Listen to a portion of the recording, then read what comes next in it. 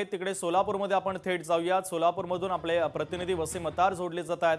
वसीम, सोलापूरमध्ये राजकीय गणित आणि समीकरणं कशी होती, कोणत्या मुद्द्यांच्या आधारे निवडणूक लढवली गेली?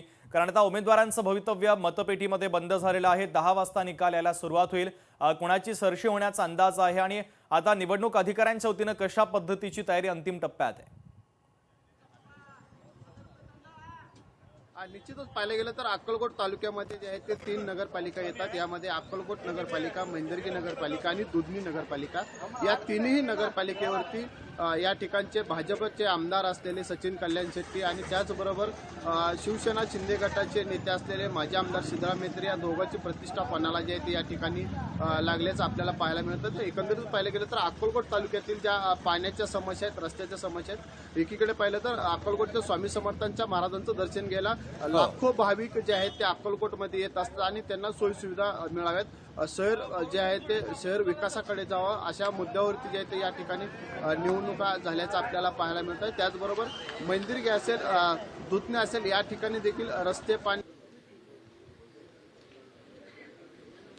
जे आहे ते झाल्याचं पाहायला मिळतं। एकंदरीत पाहिलं गेलं तर सत्तेत असलेले भाजप आणि तर आता निकालाचं काउंटडाऊन देखील सुरू झालेलं आहे। 246 नगर परिषद आणि 42 नगरपंचायतींची मतमोजणी आता 10 वाजता सुरू होते। तर या मतमोजणीच्या संदर्भातले, निकालाच्या संदर्भातले सर्वात जलद आणि अचूक अपडेट लोकशाही मराठीच्या माध्यमातून तुम्ही पाहू शकणार आहात। 288 नगरपरिषद आणि नगरपंचायतीच्या ठिकाणांहून सगळे अपडेट आमचे प्रतिनिधी तुमच्यापर्यंत पोहोचवतात आहे। सोलापूरमधून वसीम अतार आमचे प्रतिनिधी जोडलेले आहेतच। वसीम, कशा पद्धतीने राजकीय समीकरणं होती? 10 वाजता आता निकाल हाती यायला सुरुवात होईल, तयारी आता कुठपर्यंत आलेली आहे? निश्चितच या ठिकाणी आपण जर पाहिलं तर अक्कलकोट नगरपालिकेची मतमोजणी जी आहे ते अक्कलकोट या ठिकाणी असलेले प्रियदर्शन मंगल कार्यालय या ठिकाणी जे आहे ते संपन्न होते आणि या ठिकाणी पोलिसांचा चोख बंदोबस्त देखील जे आहे तो या ठिकाणी लावण्यात आलेला आहे।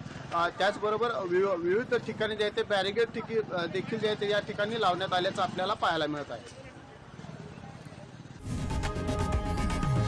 लोकशाही मराठी ऐका, पहा, जागरूक रहा।